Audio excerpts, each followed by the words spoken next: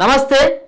కొత్తగా ఏర్పడ్డటువంటి ప్రభుత్వం రేవంత్ రెడ్డి ఆయన యొక్క కేబినెట్లో ఇప్పటి వరకు ఉన్నటువంటి మంత్రుల సంఖ్య కేవలం 12 మంది మాత్రమే ఉన్నారు.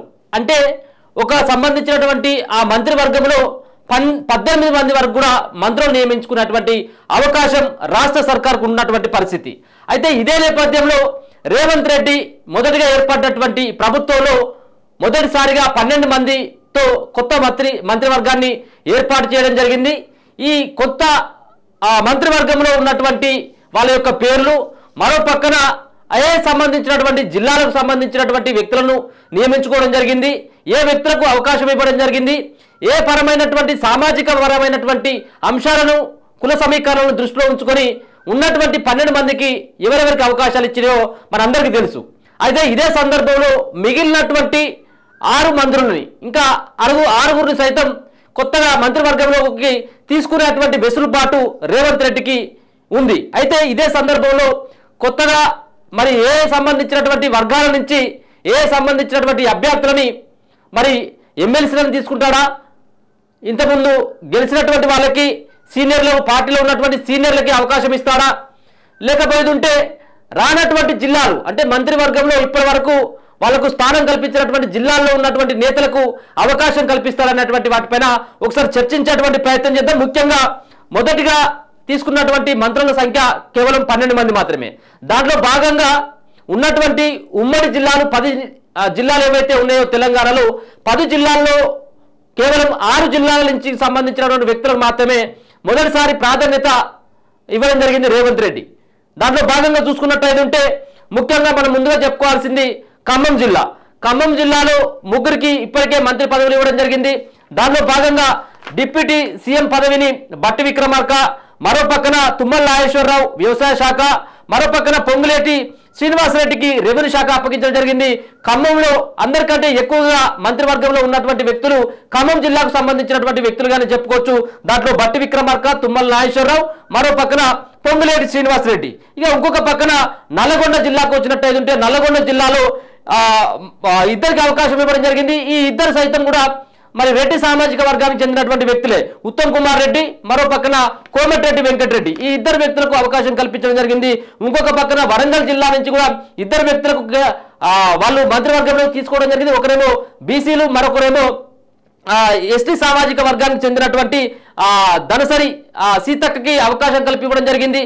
ఇంకొక పక్కన బీసీ వర్గానికి చెందినటువంటి కొండా సురేఖకు సైతం అవకాశం కల్పించడం జరిగింది. కొండా సురేఖ ఏమో దేవాదాయ పర్యావరణ శాఖ మంత్రి, ఆమె అవకాశం కల్పించడం జరిగింది ప్రభుత్వం. మరో పక్కన సీతక్కకేమో పంచాయతీరాజ్ శాఖను అప్పగించినటువంటి పరిస్థితిని కూడా చూసుకోవచ్చు. ఇక ఇంకొక పక్కన కరీంనగర్ నుంచి ఇద్దరికి అవకాశం కల్పిస్తే ఒకరేమో బీసీ సామాజిక వర్గానికి చెందినటువంటి పొన్నం ప్రభాకర్, మరో పక్కన ఓసీ సామాజిక వర్గానికి చెందినటువంటి ఐటీ మినిస్టర్ గా దుద్దిల్ల శ్రీధర్ బాబుకి అవకాశం కల్పించడం జరిగింది రేవంత్ రెడ్డి. మరో పక్కన మహబూబ్ నగర్ నుంచి జూపల్లి కృష్ణారావుకి ఎక్సైజ్ శాఖ మంత్రిగా ఆయన కేటాయిస్తే, మరో పక్కన ముఖ్యమంత్రిగా రేవంత్ రెడ్డి అదే మహబూబ్ నగర్ జిల్లాకు సంబంధించినటువంటి వ్యక్తి కావడం. మరి ఇంకొక పక్కన మెదక్ నుంచి దామోదర రాజనరసింహకి ఆరోగ్య శాఖ మంత్రిగా కూడా అవకాశం కల్పించడం జరిగింది. అయితే ఈ యొక్క కేవలం 6 జిల్లాలకు సంబంధించినటువంటి వ్యక్తులు 12 మంది మంత్రివర్గంలో కొనసాగుతా ఉన్నారు. ఇక మిగతా వాళ్ళకి సంబంధించినటువంటి విషయానికి వచ్చినట్టయితే ఎవరికి అవకాశం కల్పిస్తారు? ఇప్పుడు ఈ కేబినెట్ లో ఇట్లాంటి అంశం ఏమైనా చర్చకు వస్తుందా, లేకపోతే జూన్ 2 తర్వాత అంటే ఎన్నికల కోడ్ అయిపోయినటువంటి మరుక్షణం ఈ సంబంధించినటువంటి మంత్రివర్గం పైన ఒక కీలకమైనటువంటి నిర్ణయం తీసుకుంటారనేది కూడా చూడాలి. ఎందుకంటే ఎన్నికల ఫలితాలు 4వ తారీఖున వెలువడేటువంటి అవకాశం ఉన్నటువంటి నేపథ్యంలో ఫలితాలు వచ్చిన తర్వాత ఉంటుందా, లేకపోతే 2వ తారీఖు తర్వాత అంటే 3వ తారీఖు లోపల మరి ఏమైనా ఈ మంత్రివర్గానికి సంబంధించి కొత్త వాళ్ళకి కొత్త మంత్రులుగా అవకాశం ఏమైనా కల్పిస్తారనేది కూడా మనం చూడాల్సినటువంటి పరిస్థితిలో చూసుకోవచ్చు. అయితే ముఖ్యంగా ఖమ్మం, నల్లగొండ, వరంగల్, కరీంనగర్, మహబూబ్ నగర్, మెదక్ ఈ 6 జిల్లాలో అవకాశం కల్పించడం జరిగింది. ఇక మిగతా ఉన్నటువంటి 4 సంబంధించినటువంటి జిల్లాలో ఉన్నటువంటి వాళ్ళకి అవకాశం కల్పించబోతారన్నటువంటి ప్రచారం కొనసాగుతూ ఉన్నది. రానటువంటి జిల్లాలు అంటే మంత్రులుగా లేనటువంటి జిల్లాలు ఏవైతే ఉన్నాయో ఆ జిల్లాలు కనుక చూసుకున్నట్టయితే ముఖ్యంగా హైదరాబాద్, ఈ హైదరాబాద్ సంబంధించినటువంటి జిల్లాలో కాంగ్రెస్ పార్టీకి ఏ ఒక్కరు కూడా గెలిచినటువంటి నేపథ్యం లేదు, ఎవరు కూడా కాంగ్రెస్ పార్టీ నుంచి గెలవలేదు. కాబట్టి హైదరాబాద్ లో కాస్త పక్కకు పెట్టినటువంటి పరిస్థితి. ఇదే నేపథ్యంలో రంగారెడ్డిలో గెలిచినటువంటి ఎమ్మెల్యేలు కూడా ఎవరికి కూడా ఛాన్స్ ఇవ్వలేదు. రేవంత్ రెడ్డి సర్కారు మంత్రివర్గంలోకి ఎవరు కూడా లేరు. మరో పక్కన నిజామాబాద్ నుంచి సైతం కూడా ఎవరు కూడా ఒక్క మంత్రి కూడా అవకాశం ఇవ్వలేదు కాంగ్రెస్ పార్టీ. మరో పక్కన ఆదిలాబాద్. ఈ 4 జిల్లాల్లో ఇప్పటి వరకు అయితే రేవంత్ సర్కారులో కొలుదీరినటువంటి ప్రభుత్వంలో ఎవరు కూడా మంత్రివర్గంలో కొనసాగుతున్నటువంటి పరిస్థితి మనకు కనబడట్లేదు. కాబట్టి ఈ 4 జిల్లాల్లో ఉన్నటువంటి కాంగ్రెస్ పార్టీ నుంచి గెలిచినటువంటి నేతలతో పాటు కొంతమందిని ఎవరైతే ఎమ్మెల్సీలో లేకపోతే మిగతా సీనియర్లుగా ఉన్నటువంటి వాళ్ళకి మంత్రివర్గంలోకి తీసుకుపోతా ఉన్నటువంటి ఆ చర్చ నడుస్తూ ఉంది. దీంట్లో మనం ఒకసారి మాట్లాడుకోవాల్సినటువంటి అవసరం కూడా ఉన్నది. ఎవరెవరికి ఈ సంబంధించినటువంటి మంత్రులుగా మరి రేవంత్ రెడ్డి సర్కారులో అపాయింట్ చేసుకుంటా ఉన్నారనేది కూడా మనం చూడాల్సినటువంటి పరిస్థితి కూడా చూసుకోవచ్చు. ముఖ్యంగా మనం ముందుగా చూసుకున్నట్టయితే ఏదైతే ఆదిలాబాద్ సంబంధించినటువంటి జిల్లాను చూసుకుందాం. ఆదిలాబాద్ లో ఇప్పటి వరకైతే ఎవరికి కూడా అవకాశం కల్పించలేదు రేవంత్ సర్కార్. కాబట్టి ఆదిలాబాద్ జిల్లాకు సంబంధించినటువంటి వ్యక్తిని చూసుకున్నట్టయితే దాంట్లో అంటే ఉమ్మడి ఆదిలాబాద్ సంబంధించినటువంటి వ్యక్తిగా చూసుకున్నట్టయితే కొక్కిరాల ప్రేమ్ సాగర్ రావు, ఈయన పార్టీలో సీనియర్ నాయకుడు. కాబట్టి కొక్కిరాల ప్రేమ్ సాగర్ రావుని మరి ఈసారి మంత్రివర్గంలోకి తీసుకున్నటువంటి అవకాశం స్పష్టంగా 100% కనపడతా ఉన్నది. ఆయనకు అవకాశం ఇవ్వాలని చెప్పేసి అయితే కూడా అక్కడ ఉన్నటువంటి ఆ జిల్లాలో ఉన్నటువంటి కాంగ్రెస్ పార్టీలో గెలిచినటువంటి ఎమ్మెల్యేలు సైతం కొక్కిరాల ప్రేమ్ సాగర్ రావు పేరు మరి ప్రముఖంగా వినబడతా ఉంది. ఆయనకు ఇవ్వాలని చెప్పేసి డిమాండ్ వినబడతా ఉన్నది. కాబట్టి కొక్కిరాల ప్రేమ్ సాగర్ రావు ఉమ్మడి ఆదిలాబాద్ జిల్లాకు సంబంధించినటువంటి కాంగ్రెస్ పార్టీ సీనియర్ నాయకుడిగా చెప్పుకోవచ్చు. ఆయనకు ఈసారి రేవంత్ రెడ్డి సర్కార్ అవకాశం కల్పిస్తా ఉన్నది. ఆయనకు మరి ఏ శాఖ కేటాయిస్తారని తదుపరి కానీ మొత్తానికైతే మంత్రివర్గంలోకి తీసుకున్నటువంటి అవకాశం స్పష్టంగా కనబడతా ఉన్నది. ఉమ్మడి ఆదిలాబాద్ జిల్లాకు సంబంధించినటువంటి వ్యక్తిగా ఆదిలాబాద్ సంబంధించినటువంటి జిల్లాకు సంబంధించినటువంటి కొక్కిరాల ప్రేమ్ సాగర్ రావు.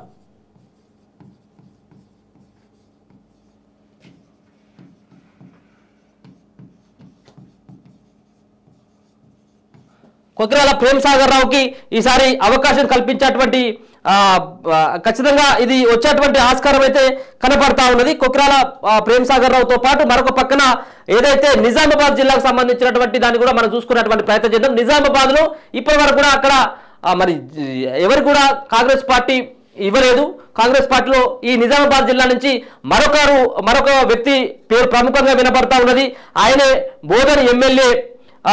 బోధన సంబంధించినటువంటి ఎమ్మెల్యే రేవంత్ రెడ్డికి గురువుగా ఉన్నటువంటి ఎవరైతే పి సుదర్శన్ రెడ్డి ఎవరైతే ఉన్నారో బోధన నుంచి గెలిచినటువంటి పి సుదర్శన్ రెడ్డికి మరి రేవంత్ రెడ్డి ఖచ్చితంగా అవకాశం కల్పించేటువంటి పరిస్థితి అయితే కనబడతా ఉంది. ఎందుకంటే రేవంత్ రెడ్డి కాంగ్రెస్ పార్టీలోకి రావడానికి ముఖ్యమైనటువంటి భూమిక పోషించడంతో పాటు పిసిసి అధ్యక్షుడిగా ఆయన నియమించడంలో కాంగ్రెస్ పార్టీలో ఉన్నటువంటి కీలకమైనటువంటి నేతలని కొంత మరి ఈయన సయోధ్య కుదిర్చినటువంటి పరిస్థితి పి సుదర్శన్ రెడ్డి.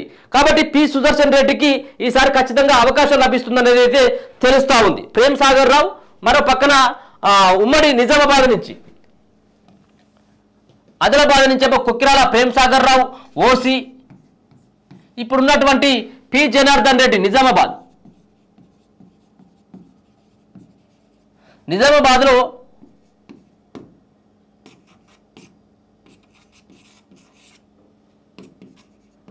పి సుదర్శన్ రెడ్డి, ఈయన కూడా ఓసీ సామాజిక వర్గానికి చెందినటువంటి వ్యక్తే.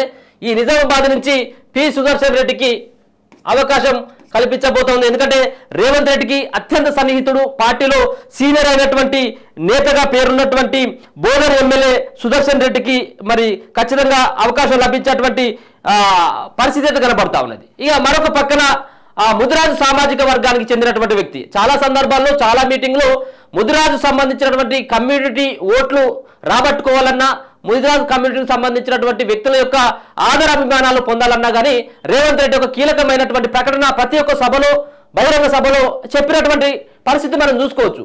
ఏదైతే ముదిరాజుకు సంబంధించినటువంటి వాళ్ళకు పెద్దపీట వేస్తాం, రానున్నటువంటి రోజుల్లో మంత్రి పదవి కూడా ఇస్తామని చెప్పేసి ఆయన బహిరంగంగా వ్యాఖ్యలు చేసినటువంటి నేపథ్యంలో మరి కాంగ్రెస్ పార్టీలో గెలిచినటువంటి ఒకే ఒక ఎమ్మెల్యే ఏదైతే ముద్రాకు సంబంధించినటువంటి సామాజిక వర్గం నుంచి గెలిచినటువంటి ఎమ్మెల్యే ఎవరైతే ఉన్నారో మక్తల్ నుంచి, అది కూడా మహబూబ్నగర్ సంబంధించినటువంటి జిల్లా, అతిపెద్దదైనటువంటి జిల్లా మహబూబ్నగర్ సంబంధించినటువంటి జిల్లాలో ముఖ్యమంత్రి రేవంత్ రెడ్డి, మరో పక్కన మరో ఎమ్మెల్యే సైతం కూడా ఉన్నాడు జూపల్లి కృష్ణారావు. కాబట్టి మరొక సంబంధించినటువంటి వ్యక్తికి, ముదిరాజు సామాజిక వర్గానికి చెందినటువంటి వ్యక్తి మరి వాకాటి శ్రీహరికి ఈసారి ముదిరాజు కోటాలో ఆయనకు మంత్రి పదవి లభించేటువంటి ఆస్కారం స్పష్టంగా కనపడతా ఉన్నది. అంటే మరొక బీసీకి ఇప్పటి వరకు 2 బీసీలకు ఇవ్వడం జరిగింది. దాంట్లో కొండా సురేఖ, మరో పక్కన పొన్నం ప్రభాకర్కి. అంటే ముఖ్యంగా ముందుగా తీసుకున్నటువంటి 12 మందిలో 2 బీసీలు అవకాశం ఇచ్చిండ్రు. మరొకసారి మరో బీసీ అయినటువంటి ముదిరాజ్ కమ్యూనిటీకి చెందినటువంటి వ్యక్తి మక్తల్కు సంబంధించినటువంటి ఎమ్మెల్యే వాకాటి శ్రీహరికి ఇక్కడ అవకాశం కల్పించేటువంటి పరిస్థితి అయితే కనబడతా ఉన్నది.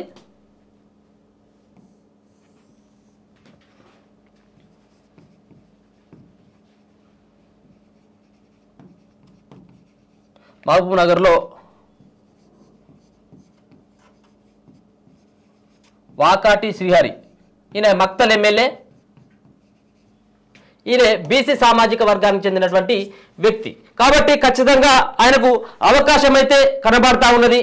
ఎందుకంటే పార్టీలో ముదిరాజ్ సామాజిక వర్గం నుంచి గెలిచినటువంటి వాళ్ళు ఎవరు లేకపోవడం ఇక్కడ వాకాటి శ్రీహరికి అవకాశం వస్తున్నట్టుగా తెలుస్తా ఉంది. ఇక మరో పక్కన మనం చూసుకున్నట్టయితే ఉంటే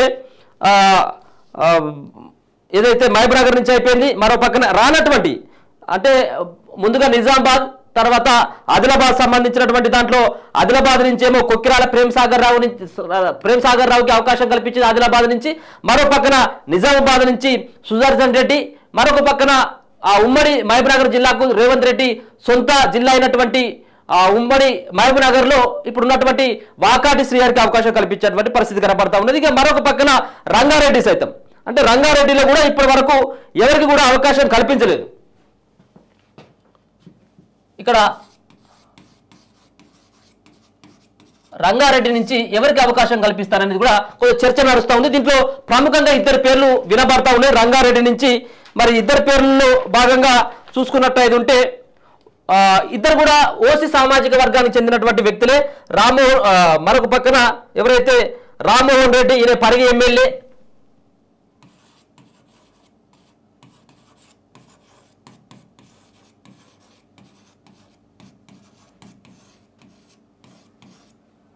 రామ్మోహన్ రెడ్డి, మరో పక్కన మల్రెడ్డి రంగారెడ్డి.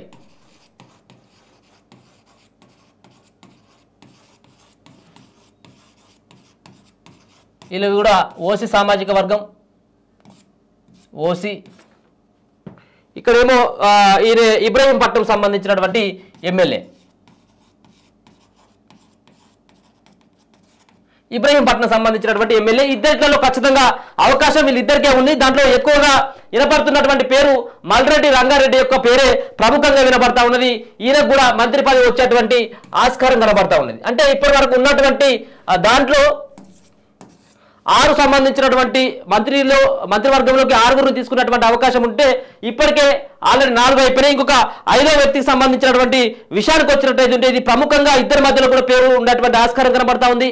హైదరాబాద్లో అంటే ఇప్పటి వరకు ఎస్సీలకు, ఎస్టీలకు, బీసీలకు, ఓసీలకు వీళ్ళందరికీ కూడా అవకాశం కల్పించినటువంటి రేవంత్ సర్కార్ మరి ఇప్పటి వరకు అయితే మైనార్టీలకు ఎక్కడ కూడా ప్రయారిటీ ఇవ్వలేదు. మైనార్టీలను ఎవరికి కూడా అవకాశం కల్పించలేదు. మరి మైనార్టీలకు కూడా ఇవ్వాలన్నటువంటి భావన కనుక ఉన్నట్టయితే ఉంటే ఒక పక్కన ఇదే సంబంధించినటువంటి హైదరాబాద్ బేస్ చేసుకొని మరి ఎవరికి ఇస్తారు? హైదరాబాద్లో కూడా ఎవరికి కూడా ఇప్పటి వరకు మంత్రివర్గంలో తీసుకోలేదు. హైదరాబాద్లో ముఖ్యంగా నిలబడుతున్నటువంటి మైనార్టీ కోటలు ఇవ్వాలని చెప్పేసి భావిస్తున్నట్టుగా తెలుస్తా ఉంది. ఒకవేళ మైనార్టీ కానట్టయితే ఉంటే బీసీ సామాజిక వర్గాన్ని మళ్ళీ ఒకసారి తీసుకునేటువంటి అవకాశం ఉంటుంది. దాంట్లో భాగంగా హైదరాబాద్లో బీసీ అయ్యేది ఉంటే మాత్రం దానం నాగేందర్,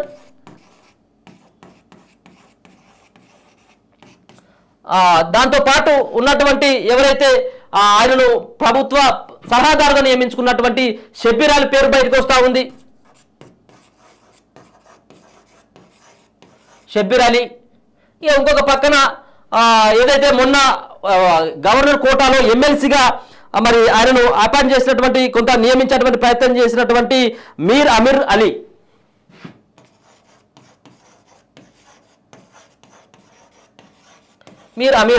ఇక లేకపోయినట్టయితే మరి ఇప్పటికే 3 సార్లు అవకాశం కల్పించింది కాంగ్రెస్ పార్టీ అక్కడ ఉన్నటువంటి ఫిరోజ్ ఖాన్, మరి ఫిరోజ్ ఖాన్కి ఏమైనా అవకాశం ఇస్తారంటే అది కూడా కనబడేటువంటి పరిస్థితి లేదు. మరి చూడాలి మరి ఇక్కడ కీలకమైనటువంటి హైదరాబాద్లో ఎవరికి కేటాయిస్తారు, బీసీకి.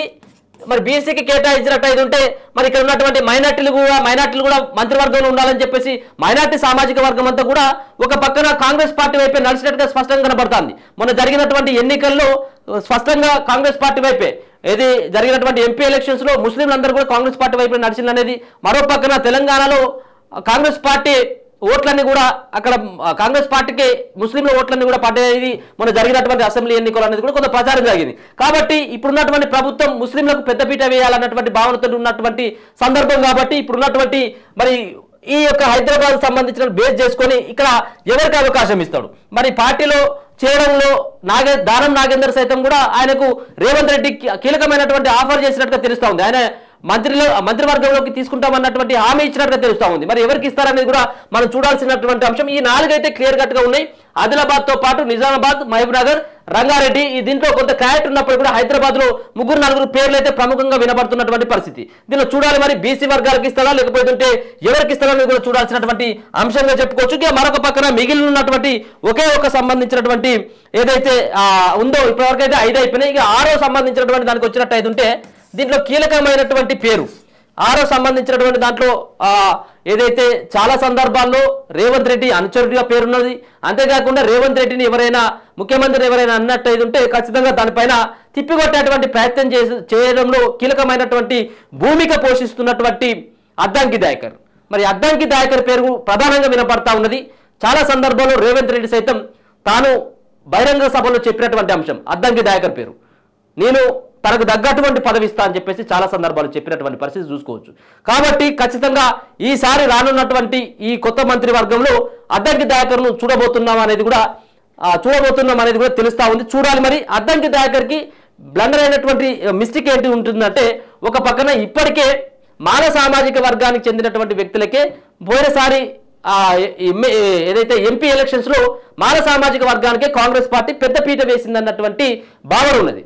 మరో పక్కన ఇప్పుడు రానున్నటువంటి ఈ సంబంధించినటువంటి ఎన్నికల ఫలితాల తర్వాత కనుక క్యాబినెట్ కనుక మళ్ళీ కొత్త మంత్రి వర్గాన్ని తీసుకున్నట్టయితే ఉంటే దాంట్లో ఒక పక్కన మాల సామాజిక వర్గానికి చెందినటువంటి వ్యక్తులు, ఒక పక్కన కడెం శ్రీహరి మాది ఉపకులం అని చెప్పేసి, మరో పక్కన నాగర్ కర్నూలు నుంచి మల్లు రవి, పెద్దపల్లి నుంచి ఎవరైతే గడ్డం వంశీ నిలబడ్డాడో ఒకవేళ వీళ్ళ యొక్క గెలుపు ఓటముల పైన అద్దంకి దయాకర్ యొక్క మంత్రి పదవి ఆధారపడ్డట్టుగా తెలుస్తా ఉంది. ఎందుకోసం అంటే అక్కడ కనుక వీళ్లకు వ్యతిరేకమైనటువంటి తీర్పు కనుక వచ్చినట్టయితుంటే అంటే ఒకవేళ కనుక వాళ్ళు ఓడినట్టయితుంటే అక్కడ మాదిక సామాజిక వర్గం అంతా కూడా ఇప్పటికే రేవంత్ సర్కార్ పైన తిరుగుబాటు జెండా ఎగిరిస్తుందన్నది స్పష్టంగా అర్థమైపోతుంది. కాబట్టి అక్కడ కూడా వ్యతిరేకమైనటువంటి పవనాలు వస్తే ఇక్కడ కొంత అద్దంకి దయాకర్కి కాంగ్రెస్ పార్టీ ఏమైనా కొంత అడ్డుకట్ట వేసేటువంటి అవకాశం ఉంటుంది. కాబట్టి చూడాలి మరి అంత ఈజీగా అయితే లేదు. అక్కడ ఉన్నటువంటి గడ్డ వంశీ ఖచ్చితంగా గెలుస్తారన్నటువంటి భావనతోనే ఉన్నారు. మరో పక్కన నాలుగు గర్నుల్లో కూడా కొంత అక్కడ మల్లు రవి యొక్క ప్రభావం చాలా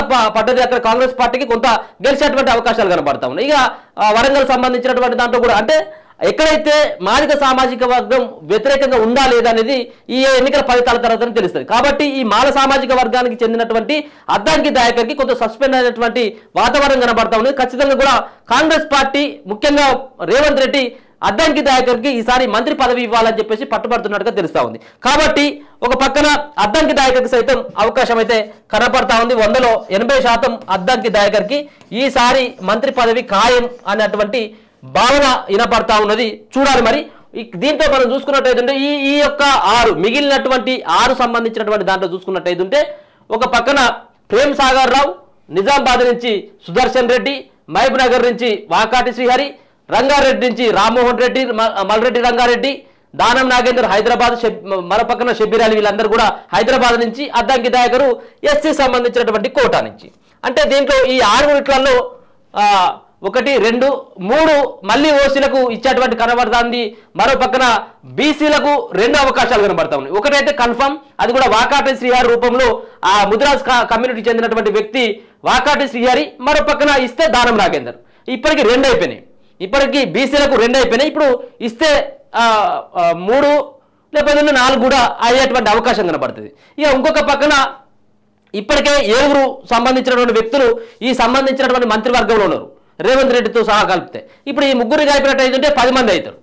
ఇక ఎస్సీ సామాజిక వర్గానికి చెందినటువంటి ఆ వ్యవస్థను కనుక మనం చూసుకున్నట్టయితే ఇప్పటికీ ఎస్సీలకు 2 ఇవ్వడం జరిగింది. ఒకటేమో అక్కడ ఉన్నటువంటి డిప్యూటీ సీఎం అయినటువంటి బట్టి విక్రమార్క, మరొకరేమో దామోదర్ రాజనరసింహ. వీళ్ళు ఎస్సీ కమ్యూనిటీకి చెందినటువంటి వాళ్ళకి 2, మరొక పక్కన బీసీలు అయినటువంటి వాళ్ళకి 2కి, ఓసీలకు 7గురికి.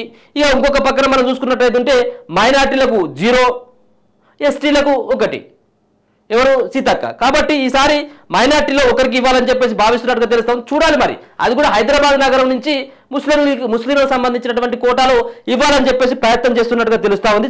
చూడాలి. అయితే దీంట్లో సరే ఏదేమైనప్పుడు కూడా కొంత బీసీ సామాజిక వర్గానికి చెందినటువంటి దాంట్లో కేవలం 10-12 మంది మాత్రమే కాంగ్రెస్ పార్టీలో గెలిచినటువంటి వాళ్ళు ఉన్నారు. చూడాలి దాంట్లో మరి ఎట్లాంటి అవకాశాలు లభిస్తాయి. గెలిచినటువంటి వాళ్ళు అందరూ కూడా కాంగ్రెస్ పార్టీలో బీసీ నుంచి గెలిచినటువంటి వాళ్ళందరూ చాలా మంది కూడా కొత్త వాళ్ళే ఉన్నారు. కాబట్టి కొత్త వాళ్లకు మరి అవకాశం ఉంటుందా లేదా అనేది కూడా మనం చూడాల్సినటువంటి పరిస్థితి కూడా చూసుకోవచ్చు. అయితే ఇప్పటికైతే పెద్ద ఎత్తున దీనిపైన లాబింగ్ నడుస్తున్నట్టుగా తెలుస్తా ఉంది. వాళ్ళ యొక్క అనుచరులకు ఇవ్వాలి అని చెప్పేసి భావిస్తున్నట్టుగా, వాళ్ళ అనుచరులకు రావాలని చెప్పేసి గట్టి ప్రయత్నం చేస్తూ ఉన్నట్టుగా ఎవరికి వారు తెలుస్తా ఉంది. ఇక ఇంకొక పక్కన మిగిలినటువంటి టీపీసీసీ పదవి ఏదైతే ఉందో మరి టీపీసీసీ పదవి కూడా ఈసారి బీసీలకే ఇవ్వాలని చెప్పేసి రేవంత్ సర్కార్ భావిస్తున్నట్టుగా తెలుస్తా ఉంది. అందుకోసం అని చెప్పేసి ఒకవేళ కనుక టీపీసీసీ పదవి ఖచ్చితంగా బీసీలకే ఇవ్వాలనుకునేది అక్కడ కొంతమంది పేర్లు వినపడతా ఉన్నాయి. మనకు కూడా నిన్న మొన్న మనం చూస్తా ఉన్నాం. ఒక పక్కన గౌడ సామాజిక వర్గానికి చెందినటువంటి 2 పేర్లు ప్రముఖంగా మధు యాష్కి గౌడ్ పేరు వినబడతా ఉన్నది.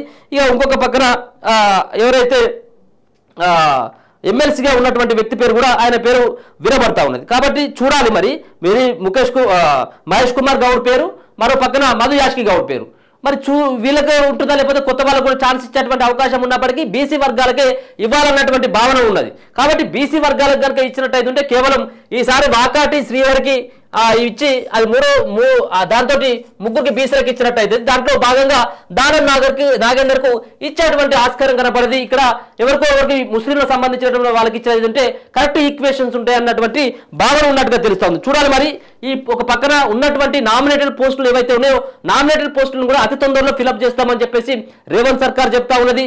దాంట్లో కూడా కొంత బీసీలకు అన్యాయం చేసింది రేవంత్ రెడ్డి అనేది కూడా వాదన వినపడ్డది. కాబట్టి ఉన్నటువంటి ఈ మంత్రి పదవులు కూడా కొంత బీసీలకు, మరోపక్క టీపీసీసీ కూడా బీసీలకు ఇచ్చినట్టయితే బీసీ వర్గాల నుంచి వ్యతిరేకమైనటువంటి భావన ఉన్నది. వాళ్ళందరూ కూడా కాంగ్రెస్ పార్టీతో ఉండేటువంటి అవకాశం ఉంటుందని చెప్పేసి రేవంత్ రెడ్డి భావిస్తున్నట్టుగా తెలుస్తోంది. చూడాలి మరి రేవంత్ రెడ్డి ఏ విధమైనటువంటి నిర్ణయాలు తీసుకుంటారు. 2వ తారీఖు తర్వాత ఈ సంబంధించినటువంటి అంశం పైన కీలకమైనటువంటి నిర్ణయం తీసుకున్నటువంటి అవకాశం అయితే స్పష్టంగా కనపడతా ఉన్నది. చూద్దాం. దీంట్లో కొక్కిరాల ప్రేమ్ సాగర్ రావు ఆదిలాబాద్ నుంచి, సుదర్శన్ రెడ్డి నిజామాబాద్ నుంచి, రామ్మోహన్ రెడ్డి మల్రెడ్డి రంగారెడ్డి కూడా వీళ్ళందరూ కూడా రంగారెడ్డి సంబంధించినటువంటి జిల్లా నుంచి, హైదరాబాద్ నుంచి కూడా దానం నాగేందర్తో పాటు షబ్బీర్ అలీ మీరాలి పేరు కూడా ప్రముఖంగా వినపడతా ఉన్నది. ఇక ఇంకొక పక్కన వాకాటి శ్రీహరి ఈయన మహబూబ్నగర్ సంబంధించినటువంటి జిల్లాకు చెందినటువంటి వ్యక్తి. ఇంకొక పక్కన అద్దంకి దయాకర్కి ఈసారి అవకాశం కల్పించేటువంటి ప్రయత్నం అయితే చేస్తూ ఉన్నారు. అయితే ఇక దీంట్లో మరి ఒక చర్చ కూడా కనబడతా ఉన్నది. మరి నిజంగా కూడా ఇప్పటికే 7 మందితోటి క్యాబినెట్లో, రాష్ట్ర క్యాబినెట్లో 7 మంది రెడ్డిలు ఉండడంతో కొంత అక్కడ మిగతా ఉన్నటువంటి సామాజిక వర్గాలంతా కూడా గుస్సా అవుతా ఉన్నాయి రేవంత్ రెడ్డి పైన. ఎందుకంటే జనాభాలో 5% లేనటువంటి 5-6% లేనటువంటి రెడ్డి సామాజిక వర్గం, మరో పక్కన ఓసీ సామాజిక వర్గానికి ఇన్ని ఉంటే మేము బీసీలం ఎస్సీలమైనటువంటి జనాభాలో ఎక్కువ ఉన్నటువంటి ఓటర్లు ఎక్కువ ఉన్నటువంటి మాకు ఇన్ని ఇవ్వడం ఏంటి అని చెప్పేసి ఇప్పటికే ప్రశ్నలు తలెత్తుతా ఉన్నాయి. చూడాలి మరి దీంట్లో రేవంత్ సర్కార్ ఏ విధంగా నిర్ణయం తీసుకోబోతుంది. వీళ్ళందరూ కూడా ఇప్పుడు మనం చెప్పుకున్నటువంటి ఈ రెడ్డి సామాజిక వర్గంలో ఉన్నటువంటి కొక్కిరాల ప్రేమ్ సాగర్ రావు, మరో పక్కన సుదర్శన్ రెడ్డి, మరో పక్కన మల్రెడ్డి రంగారెడ్డి కావచ్చు, రామ్మోహన్ రెడ్డి కావచ్చు, వీళ్ళందరూ సైతం కూడా వీళ్ళు రెడ్డి సామాజిక వర్గానికి చెందినటువంటి వెలమ సామాజిక వర్గానికి చెందినటువంటి వ్యక్తి కొక్కిరాల ప్రేమ్ సాగర్ రావు ఒకడు మాత్రమే ఉన్నాడు. 2 రెడ్డిలు ఉన్నారు.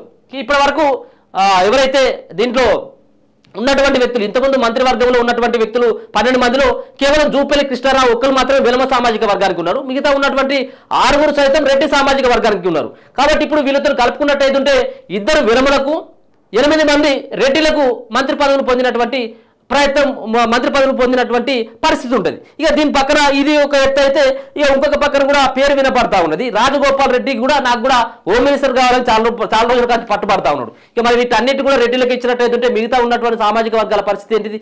రెండో విషయం ఏంటంటే దీంట్లో రాజగోపాల్ రెడ్డికి ఈసారి ఖచ్చితంగా మంత్రివర్గంలో చోటు ఉండకపోవచ్చు.